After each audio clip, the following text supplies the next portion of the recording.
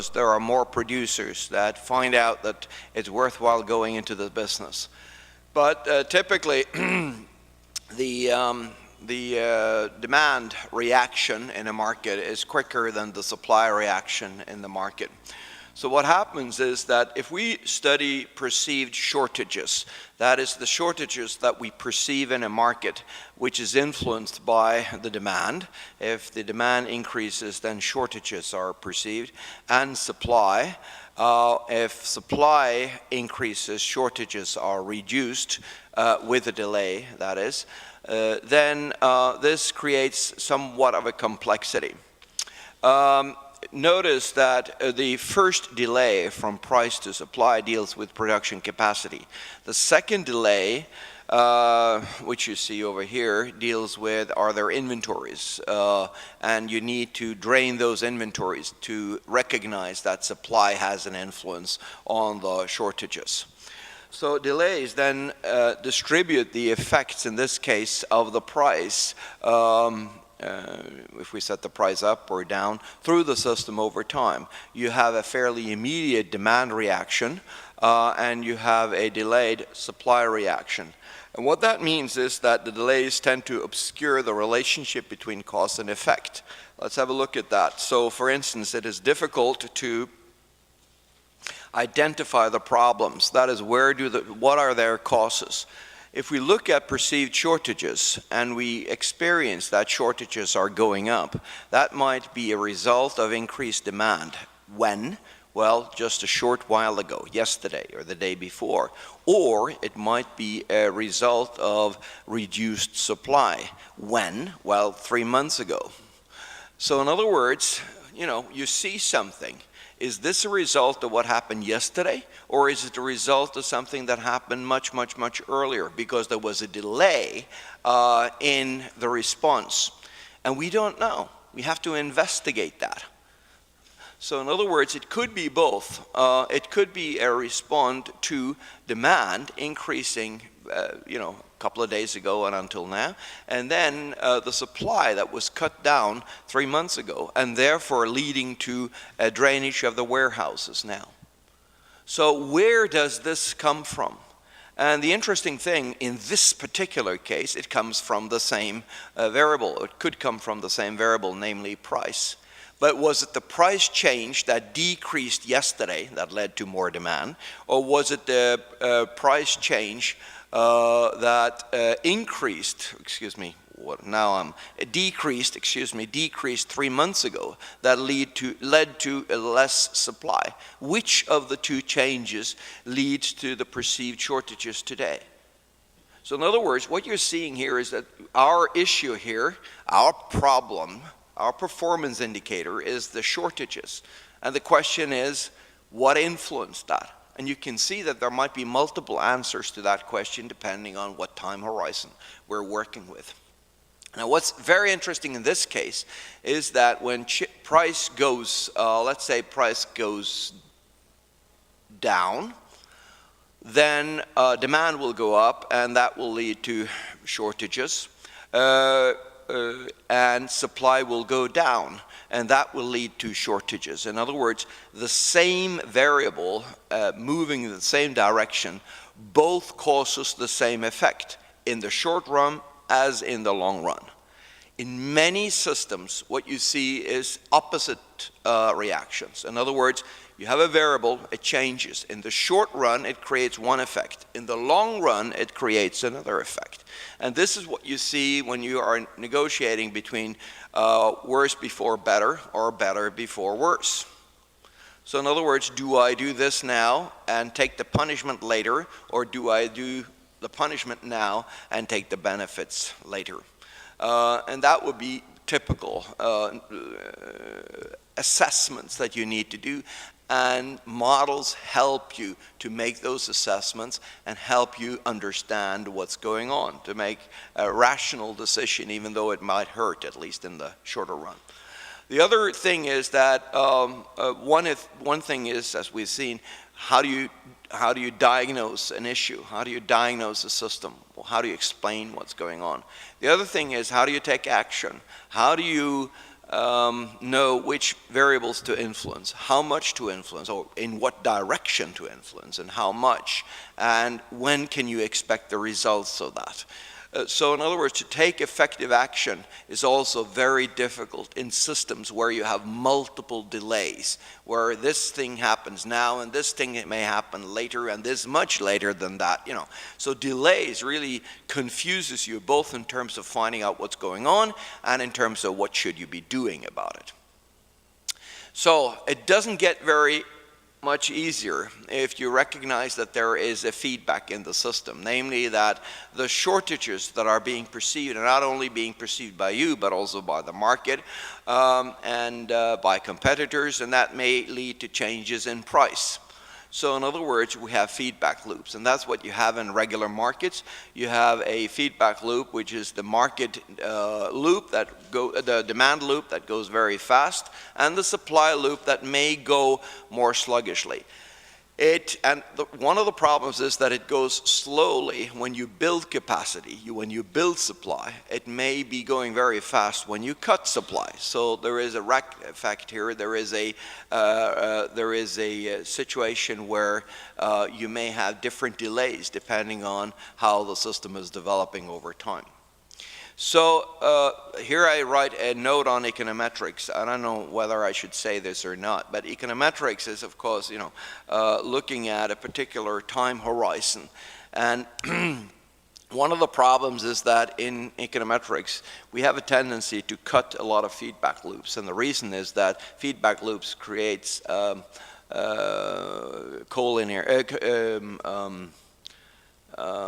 creates problems for estimation, let's put it that way. This means that you try to estimate parameters assuming that there is no feedback in the system, or very little feedback in the system. And you can do that. So if you cut the loops over here and you don't look at the supply line, then for short-term periods you can live with that. As long as the supply does not change significantly.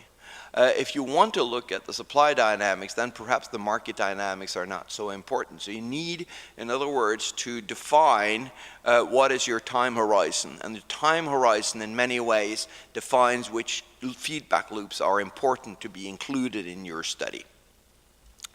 And that's, you know, because of this cutting of feedback loops, which are the long feedback loops, of course, that are being cut in econometrics.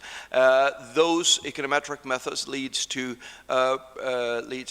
predictions that are fine, you know, 2-3 years ahead, but not very much further than that, because then the long feedback loops that are ignored are kicking in society.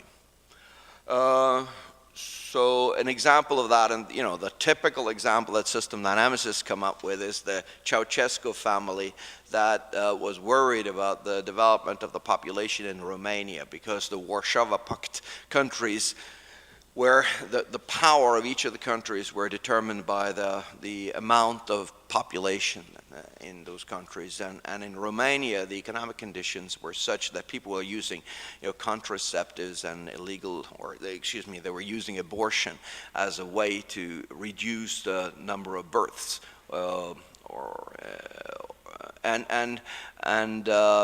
Therefore, the population was dwindling. And what the Ceausescu family found out was that they were going to stop abortions. They were going to prevention. They were going to prevent people from importing and using contraceptives and so on, in an attempt at increasing the population. And what happened is phenomenal. You could see a, you know, steep increase after about 9 months or so in the population increase. So in other words, the birth rate went up. And that was there, you know, that was fine for about a year or so, and then the birth rate came down again. Illegal abortion clinics were established, and contraceptives were smuggled, and so on and so forth. And we also saw the development of these orphanages, because people were not officially having children, so they put them out there on the street and created an enormous social problem that we discovered after the breakdown of the Ceausescu regime. So in other words, what you saw there was, yes, the policy was working very well in the beginning, and then it didn't work after a while. So in other words, they didn't have a long-term assessment of what the public would do. When the government is deciding on new tax laws, they will get a very steep increase in their income from those tax laws. And then over a period of time, lawyers find out ways to avoid those taxes. And then after 3 years, you see that, that tax law didn't have the effect other than, redistributing the money, because, then you can evade those taxes. So typically, whatever the public is doing, you need to have a long-term perspective on that. The time horizon, in other words, determines the system you want to study. Okay, so we're going to look at feedback since we introduced that. And the complexity of systems is not so that you have, on the one hand, accumulation processes, and then you add on the feedback. No, they work together, they synergize. So circular causality leads to us to reason in circles, right? A influences B, which influences C, which influences A, which, so you become pretty crazy unless you remember that there is actually a delay in there. So you need the delay, you need the accumulation, because otherwise cause become effect and effect becomes cause instantaneously. So in other words, what we have to say is that B influences A, which eventually over time will generate a reaction in B. In other words, there is a delay in the process here. You progress in time. And that's important to recognize, that you need to have delays, short or long.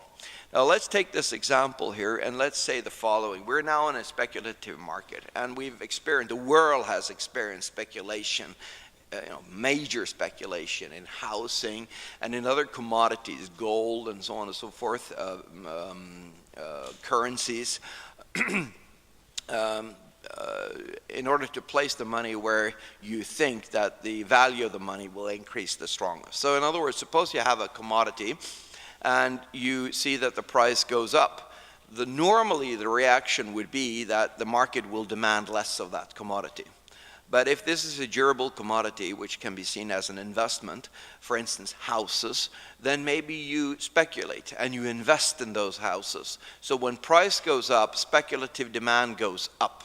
And in terms of shortages, you don't distinguish speculative demand from regular demand. So, if this is a strong reaction, then speculative demand goes up, shortages goes up, and price goes up. What kind of feedback loop is that? Well, you recognize it as a reinforcing or positive feedback.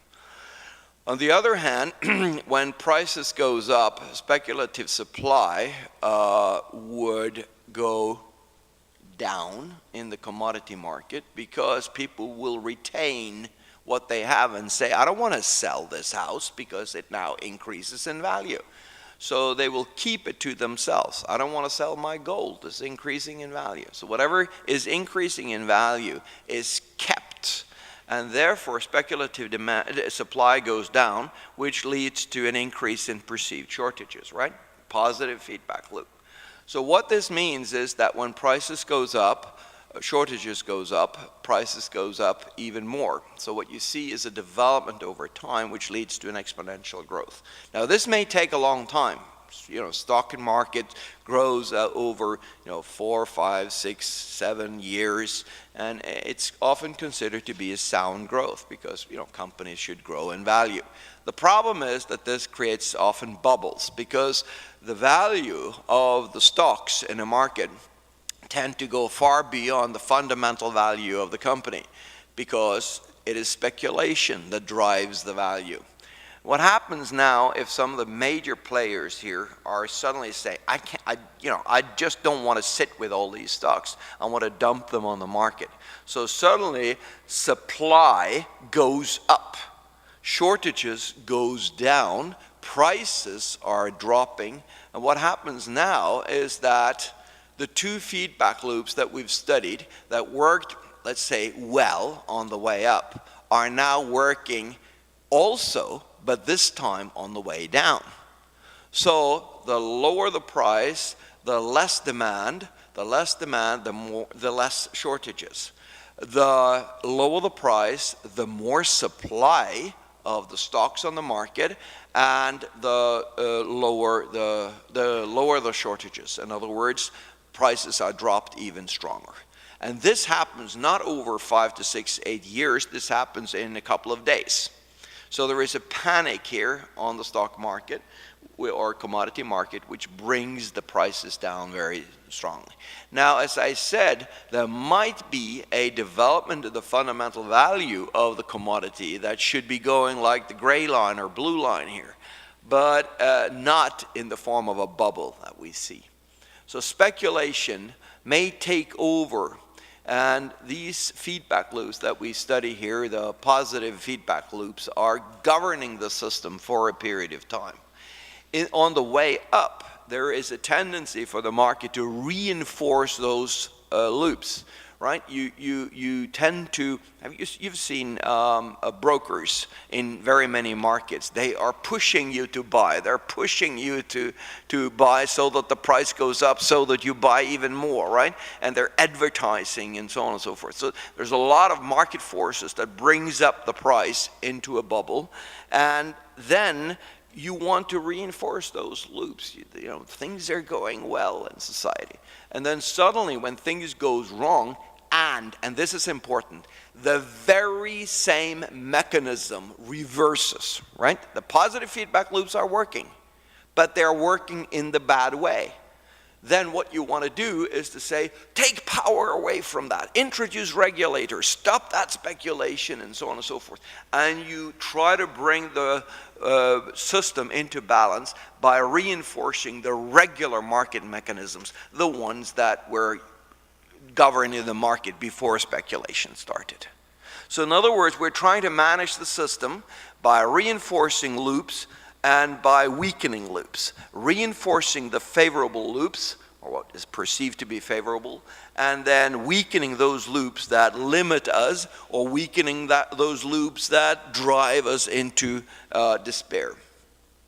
So, you know, let's keep that in mind. I have another example of feedback loops that are interacting here. And in this case, we have a high-tech company. It receives revenues from the market, and it has a choice to invest in R&D, research and development, or it can invest in production capacity. In the beginning, typically a high-tech company would invest in R&D. And the quality of the product that they're developing, the prototypes, will increase as investments are being made.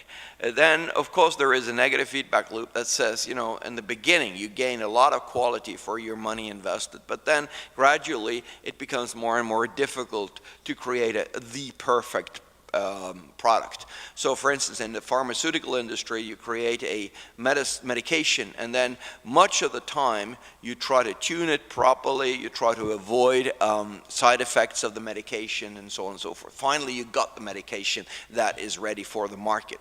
So now you decide on a price, and the price-quality ratio, that is how much you have to pay for it relative to what you gain in terms of quality, is important in determining demand for the product. So more quality leads to more demand, given a certain price. Okay, now you have demand for the product, but you don't have a market because you don't have any production capacity. You just have the idea. You've made the invention here. And what is now happening is that you tend to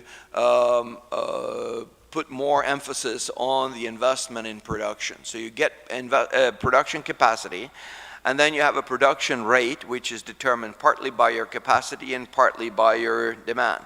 That fills up your inventory level, and now, only now, you can sell. And then of course the sales are reducing your inventory level. And now I'm just going to say that the sales together with the price gives you revenues. So now we're closing two loops. One is the R&D loop that started out the process, and the other one is the production loop, production capacity and production loop. Notice that in sales you have a non-linearity. In other words, the two loops meet in sales and create revenues. So if you don't have R&D loop, if you don't have the R&D loop, you don't have a product, so you don't have demand. And therefore, you may have production capacity, it doesn't help you. You don't get a sale.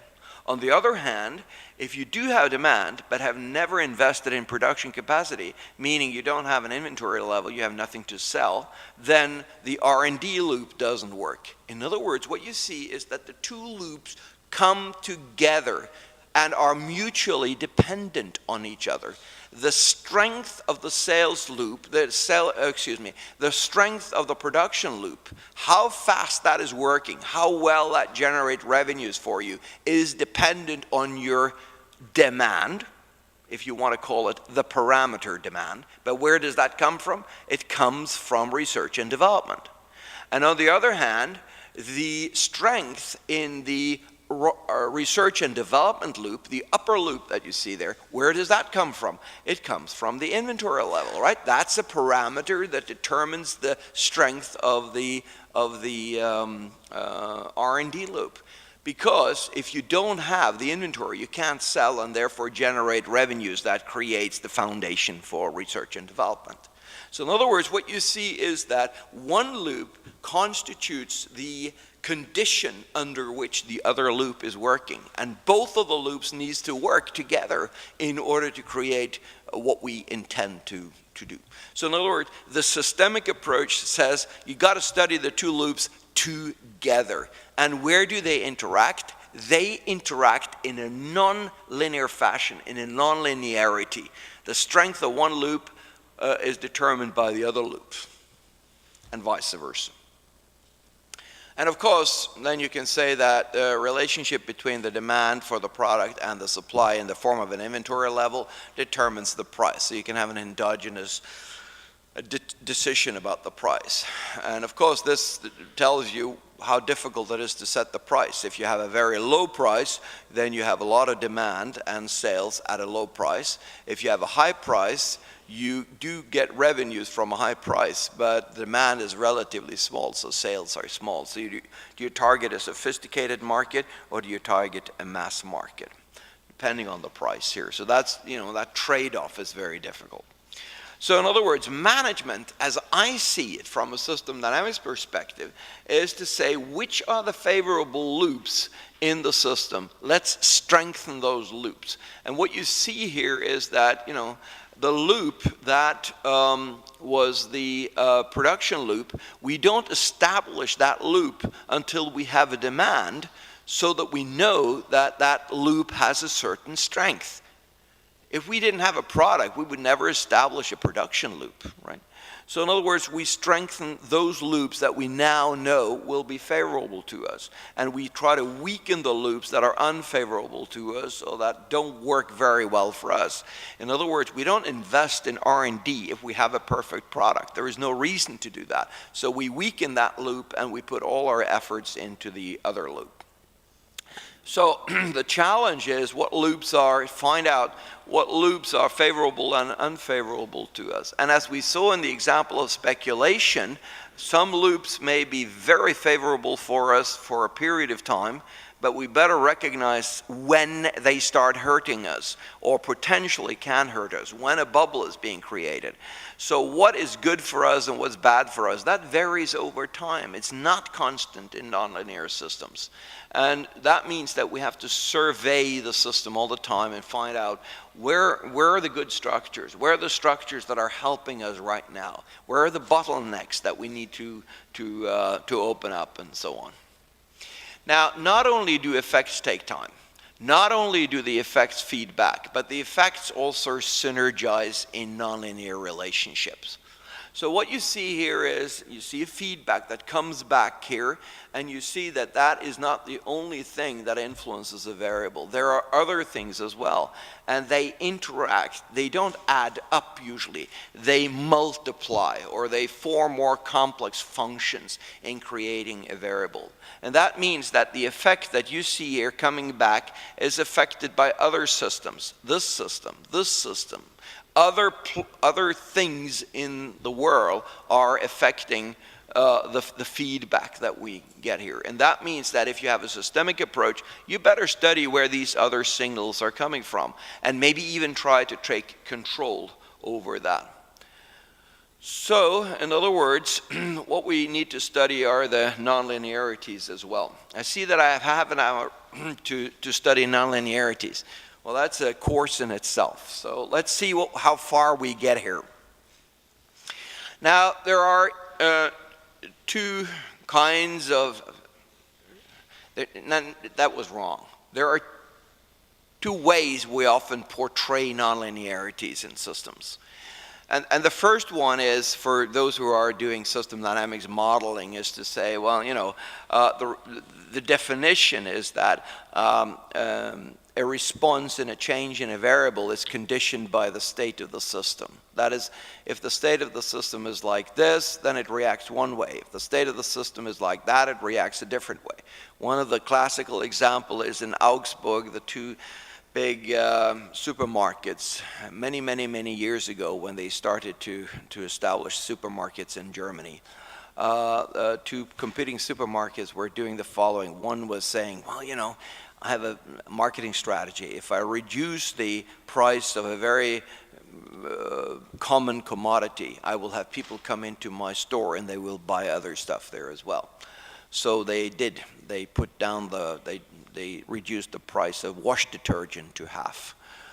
And people came along and they bought wash detergent. But of course they bought a lot of other things as well. So this was a phenomenal strategy. It really sucked the market into their store. So the other company said, that was very smart. And of course we will do the same. So they reduced the price of wash detergent to half the week thereafter. What happened? Nothing. The system didn't react because everybody had wash detergent. They bought in the last week in the other store, right? So this was no incentive to the system. So here what you see now is that the same action led to two different reactions. Why? Because the state of the system, that is how much wash detergent you have at home, determined the reaction of the system. It's a nonlinear reaction. And this is what we experience often in these nonlinear systems. You do one thing, and then based on your experience, you do the same thing. Unfortunately, and you expect things to be to develop as last time. And this time, the system doesn't react that way. So in other words, in nonlinear systems, typically, you can't rely just on your experience. You need a fundamental understanding of the system. You need a structural understanding to recognize that when people have bought wash detergent, they do not react to a reduction in price on wash detergent. You need that systemic insight. Okay, so system dynamicists, when I talk about nonlinearities, they typically think of, oh, there's a nonlinear curve here, and we can put that into a simulation model very easily. So in this case, it's the efficiency in exploration that we're talking about. For instance, in oil exploration. And the point is that this is the fraction of the total resource that remains undiscovered. So we're looking for a resource, oil. And then if nothing has been found, we're out here. If almost everything has been found, identified, we're down here. And this is then the efficiency in that exploration. So in other words, the efficiency is very high when you start looking for oil, because there is oil everywhere, so you can find it. When there is hardly any oil at all, your efficiency is very low. And that's a nonlinear reaction, typically, nonlinear relationship. Now, what can you say about this? If we reduce the value down here on this x-axis, then the reaction in the form of the y-axis, that is how much you react to a certain drop in the value here, is dependent on where you stand. It is dependent on what is the current fraction of the total resource that remains undiscovered. Are you here, are you here, are you here, or are you here? And a, let's say, 10 unit drop here will give much smaller reaction than a 10 unit drop over here, which gives you a very large reaction. So in other words, the reaction to a change in the fraction of the total resource remaining undiscovered depends on what is the current fraction of the total resource remaining undiscovered. In other words, this variable comes in with two in two ways. It says, where are we? And it says, where are we going, or how far are we going?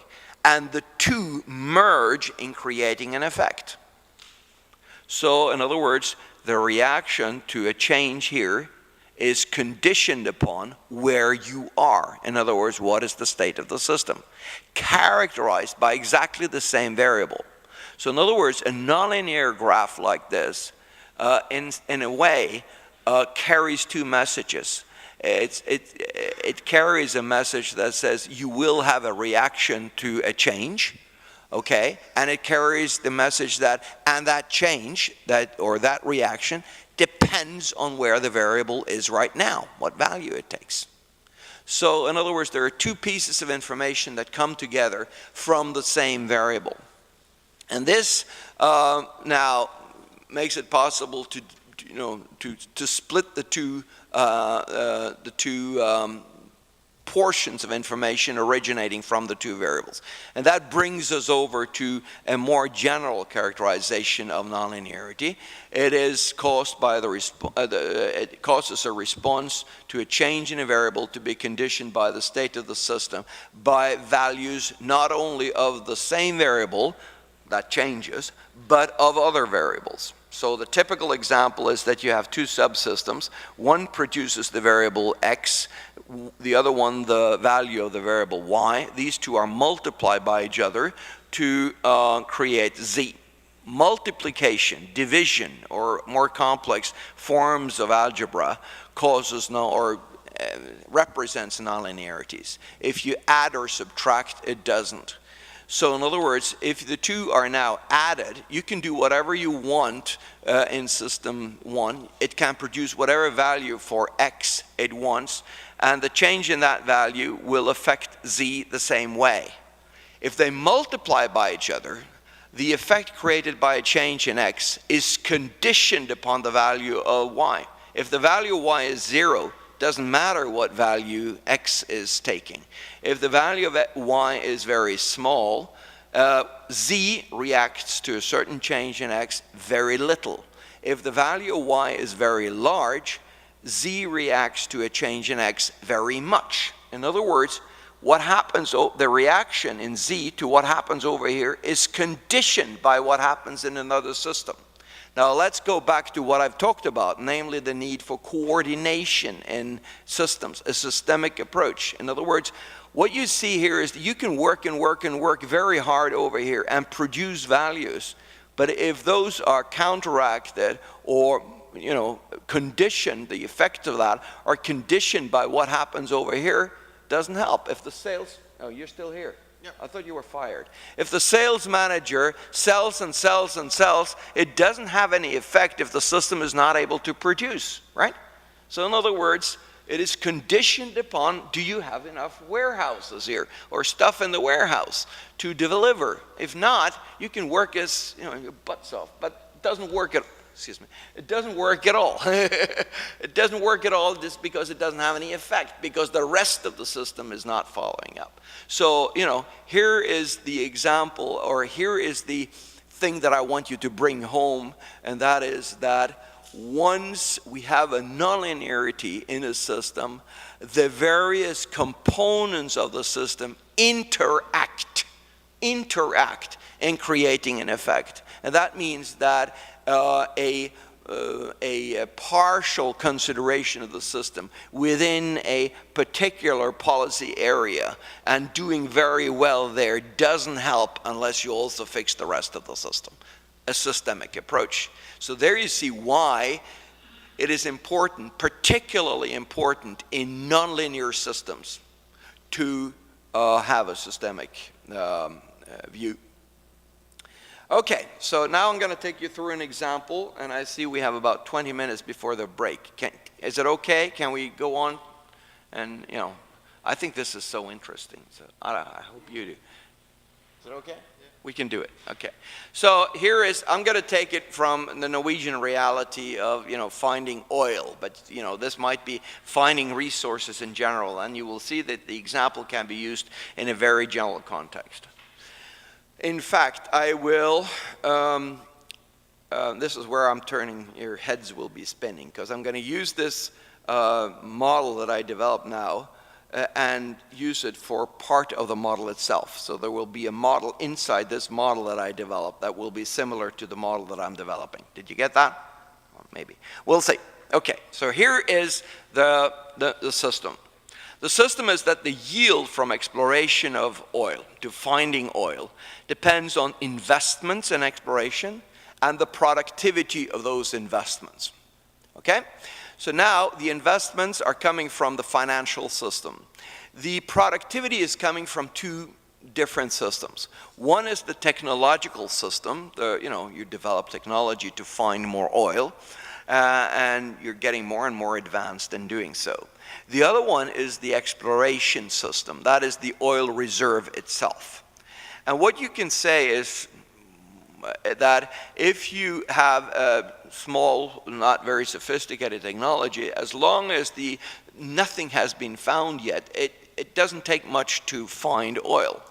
As you're draining the reserves of oil, you need to go out in more and more hostile environments, North Sea, Barents Sea, North Pole, and so on and so forth, in order to find it. So you need more and more sophisticated technology. So that's the idea here, that the productivity from technology comes in and is modified by the effect of exploration.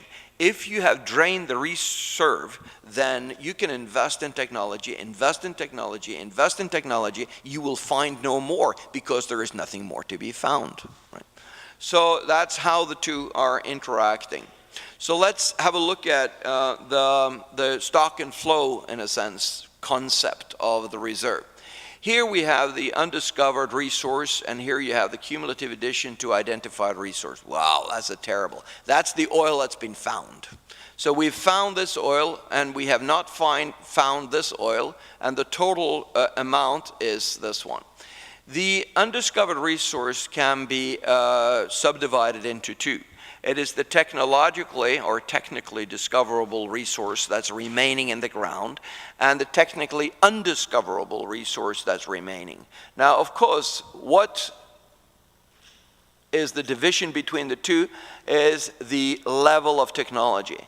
If you increase the level of technology here, you will include more of the oil in the technically discoverable resource, and you will deplete the technically undiscoverable resource. So lifting this roof here will allow you to find more oil. On the other hand, how far do you explore? Well, you explore up to that level now. So this is what we have found. This is what we can find with current technology. This is what we cannot find with current technology. And of course, what you do is to first push up the technology level to open up for an opportunity to explore. Push up technology level to explore. Push up technology level to explore. So that's the way it goes. Okay, so the productivity from the technology is usually defined as the technically discoverable resource remaining, the technically discoverable resource remaining over the undiscovered resource. So it's the portion that is green in the undiscovered resource. That's from technology, and it's defined by this line here.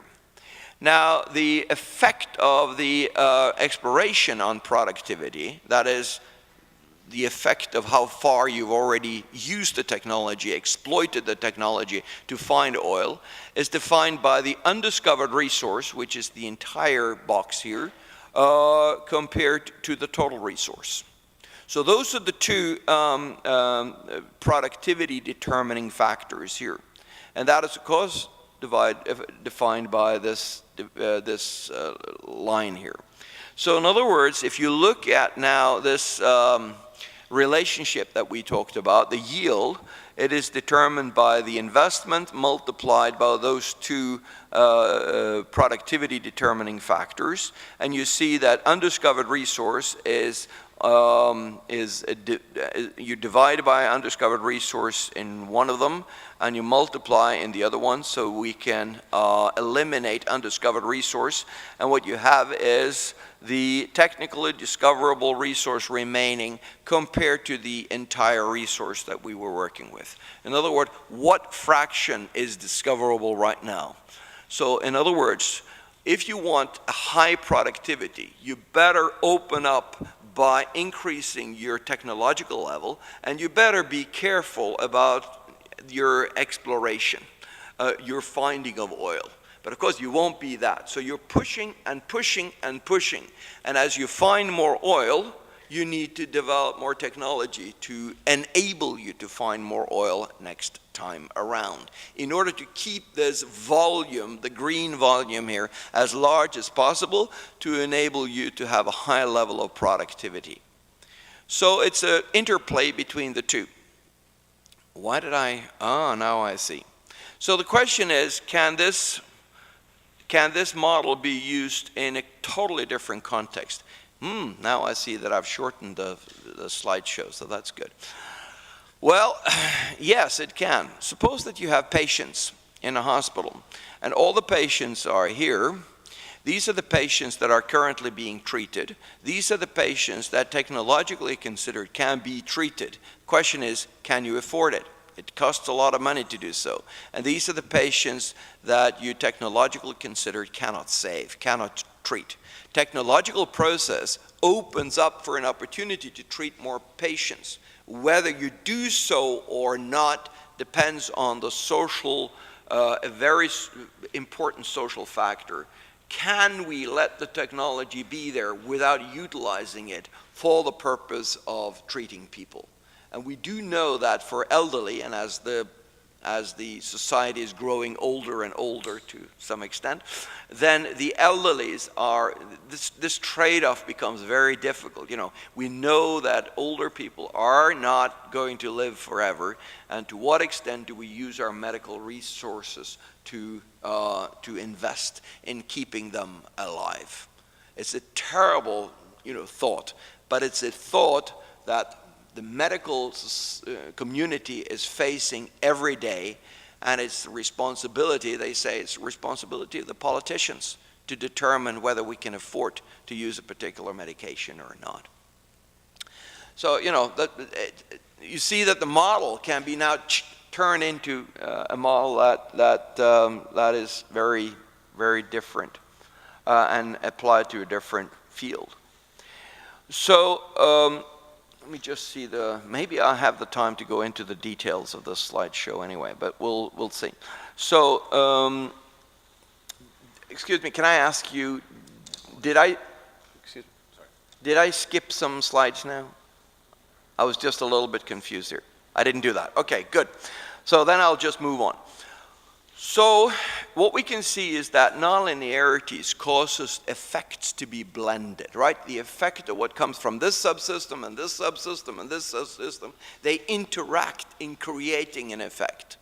So that means that non-linearities makes it difficult to establish experience. We talked about that in the Augsburg case.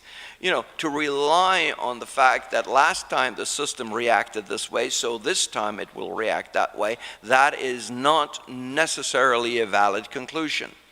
So very often, therefore, we need to go in and study how are the mechanisms, how are the structure of the system creating their behavior. We need to find out what are the underlying causes, to what's happening, and what leverage points, what dosage, and what timing, what in our treatment should we be choosing. And we can only do so if we have a structural understanding of what we're doing here. So nonlinearity makes it very difficult also to utilize formal analysis. You talked about, can we optimize policies? Well, it's very difficult to do a formal optimization in nonlinear systems. Mathematics is not served as well there, other than through numerical analyses, where we search for optimal solutions, which we also use in system dynamics. So in other words, system dynamics, SD, is we're trying to push ourselves into developing more realistic models, models that in a better way and a transparent way portray reality. We try to go away from abstraction, very simple models, 6 equation that defines the entire national economy. That just doesn't cut it for me. So we need to be more realistic, so we're pushing ourselves in that direction. Now what happens is that these very abstract, very simple models, they're wonderful for optimization. When we crawl up the line here, it becomes more and more difficult for us to find super optimal conditions. But as a Swedish guy told me, comforting me, he says it's better to it's better to be almost right than precisely wrong with 6 decimal points. In other words, if you can search for, identify a satisfactory solution, that's much better than to optimize and be sure that you have found the optimal, just the wrong optimal, because you have the wrong model. You don't have a proper representation of reality, and taking that solution, the exact solution, into consideration will bring the system the wrong way. The last thing now I come to what I thought. Okay, so I'll do this very short. Because it brings us into the next lecture, which deals with shift and feedback loop dominance or structural significance. So this is where nonlinearity then comes in. Nonlinearity causes endogenous or internal shifts in structural dominance. Nonlinearities are necessary, you might say, to see these shifts that I'm so concerned about. So in linear systems, we don't find that. And most of the textbooks are in linear dynamics, not nonlinear dynamics. So it's very often not addressed. So I'll keep this very simple, and you will see that some of the slides later on addresses this petroleum identification example, which can be analyzed exactly the same way as I do with this very simple diffusion model. So let's look at that. We are 6 minutes or so from the break. So we're soon there. This is the simple diffusion model. It is represented in the form of a stock and flow diagram and in the form of a causal loop diagram. So in this case, whether you want to talk about this as a market model or as a diffusion model of disease or as a model of spreading a message or employing a technology in society, diffusion can be used in many contexts. You have a number of susceptible people there. They listen to you or they're infected by you. They convert through a recruitment into become infectious people, and they infect others. They tell about the phenomenal coffee machine that has been produced now, and everybody should be going and buying it. So they affect others to become adopters of the technology. Or they infect others and make them infectious as well. So super simple model that you probably all have been working with. Okay, it creates the kind of S-shaped growth or decay that you see here in infectious and susceptibles. And the question is, how may this S-shaped behavior be explained? Now, for a second, let us assume that the number of susceptibles are constant. You could think of that as a market where new people are coming into the market at the rate of people being converted, recruited. That's unrealistic, but let's just keep that thought for a second. What that means is that the positive feedback loop here has a constant input or a constant parameter governing that loop. And that's the number of susceptibles. And let's see how things would develop with a certain number of susceptibles, constant. Well, that will create a exponential increase in the number of infections, wherever they should be coming from, right? So now, if I reduce the number of susceptibles and let that be a constant, the consequent development in the number of infectious will be less.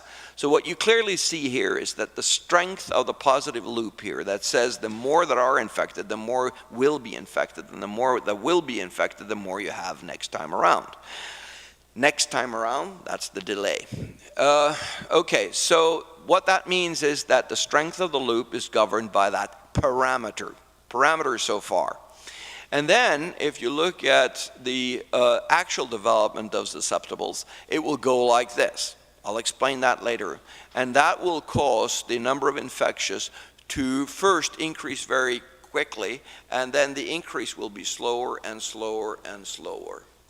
So that's the development that you see caused by a change in the parameter of susceptible. Now we turn around, we flip over and say, let's assume that the number of infectious are constant. And we look at how that governs the negative feedback loop, which says that the more you recruit, the less are left next time in susceptibles to be recruited. So if the infectious is very small here, we will see that the number of susceptibles are going down like this, very slowly. If we increase the number of infectious, you will have a stronger decay in the number of susceptibles. Well, what actually happens is that the infectious are increasing, causing what? Causing the susceptibles to come down this way.